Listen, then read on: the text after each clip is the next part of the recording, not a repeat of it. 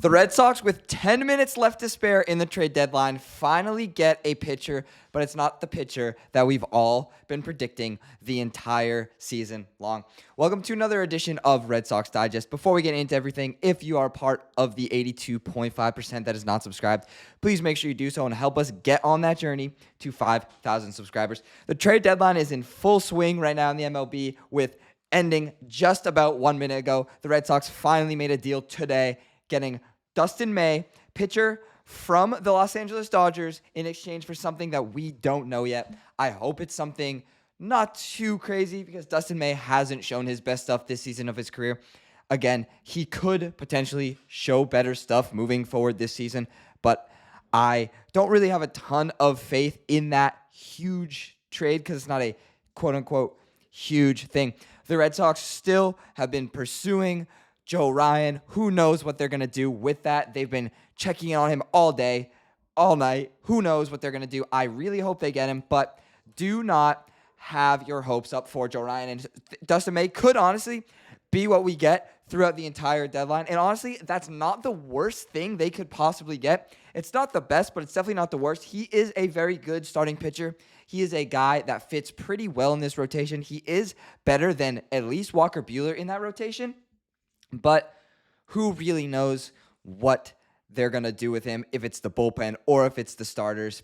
I think he's going to be our fifth starter. He's just played pretty solid baseball over the last couple of seasons. Again, injuries, though, have been very, very, very, very, very, very, into his career. He's been getting injured pretty much every season since he's been in the MLB. So I just hope this year he stays healthy and moves on and just plays really well now that he's on the Boston Red Sox. He is a guy that does have playoff experience, however, so that is super, super solid. Yeah, again, he fits pretty well into this rotation with the Red Sox, but his stuff has been pretty good. His sweeper, accurate. Sinker, accurate. Four-seamer, accurate. Cutter is pretty much accurate for the most part. He uses his sweeper most of the time at 41.1%. That's not terrible. I like pitchers that now can control their off speed and use their off speed more, that can go deeper into the game, that can only give up maybe like one run, hopefully less. But again, this hasn't been his best stuff of his career so far. His ERA is not super, super high. It's definitely the highest it's been in a very long time, but who really knows? Again, he fits pretty well into this rotation with Tanner Houck being on that IR and everybody else being on that IL. It's just very, very, very, it's a very difficult situation that the Red Sox have been put in with Dustin May being on the team now. But again, Crochet is that number one guy. He's going to remain that number one guy moving forward for the next 6 years, whatever his contract extension was with the Red Sox. Buehler, I think he is moving either to the bullpen or he is a part of that trade for Dustin May to return to the Los Angeles Dodgers. But really, I don't know. Nobody knows what we got yet. No details have been released about that trade yet. Bello, he's still in this rotation. Giolito's still in this rotation. I think also fits well in this bullpen. But if anything, I really do think Dustin May is a great, great, great addition to that bullpen or to that starting rotation. I think he's going to be a starter moving forward, and he's going to help us get over that hump and play October baseball. Again, here are just a few more things involving Dustin May. I have been a pretty big fan of him for a pretty long time. I think he definitely is overshadowed on the Dodgers by obviously Ohtani, obviously Kershaw, obviously all these guys that are super, super solid. And again, his ERA this year, he's got some pretty blue things on Savant. I'm not too worried about that. His breaking run value is really great, so that's awesome to see. His ERA is pretty low on there, so that sucks. And everything else, his ground ball percentage is pretty high, so that's not terrible, because I like when the ball's not in the air, and I do like it when we can get an out. But again, moving on, Dustin May has played in 19 games this year. His win-loss is a little bit below 49%, sorry. He's pitched 104 innings. He's given up 16 homers with 97 strikeouts, 97 hits as well. His hits per nine is 8.4. His ERA is pretty high at 4.85. But again, this is his first full season back. He's been injured, I think, the last 2 seasons.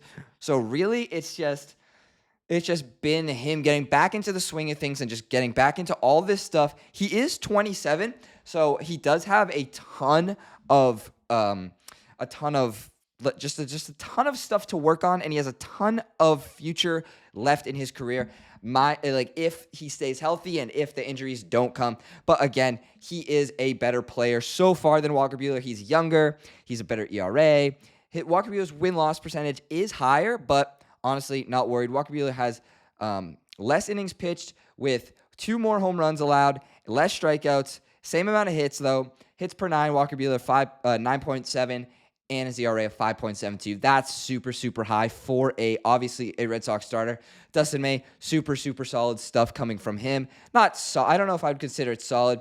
I would just consider it pretty average, and I think he's going to be a good fit in this Red Sox roster and for these guys and for these young guys that don't really have a ton of playoff experience like Crochet, like Giolito, like Bello.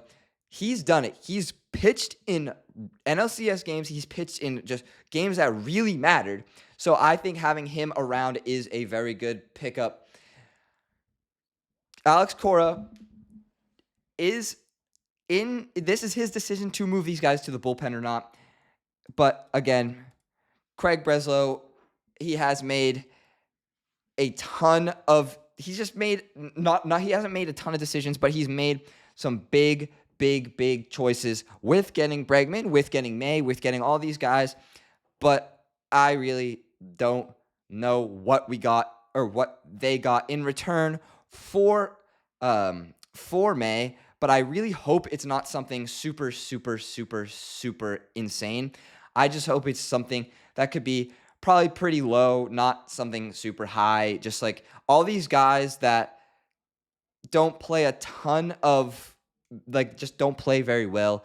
But May, honestly, I'm very, very in on him. I'm very in on the whole experience. I'm in on the whole Dustin May thing with the Boston Red Sox. I don't know if that's done with the moves with the Red Sox, but if it is, I would say I'm pretty disappointed in what they did for the trade deadline, because getting May is cool, but I wanted them to make bigger decisions and better decisions than getting a 27-year-old guy who gets injured all the time and has a 4-point-something ERA. I would like them to get a 28-year-old guy or 29-year-old guy in Joe Ryan that has a 2-something ERA. It might even be 1-something, but it really doesn't make any sense that the Red Sox just got Dustin May. I just hope that they traded away something worth the 4-point whatever ERA. I don't want them to go over. I don't want them to get screwed by all of that, but who really knows? That is all I have for you today involving the trade deadline for the Boston Red Sox. Obviously, more news will hopefully be coming out. The trade deadline is over. It did end just a few minutes ago. But that is all I have for you today on this edition of Red Sox Digest. Please make sure you guys leave a like, comment, let me know what you guys think about the whole May situation. Like, subscribe, do all that fun stuff.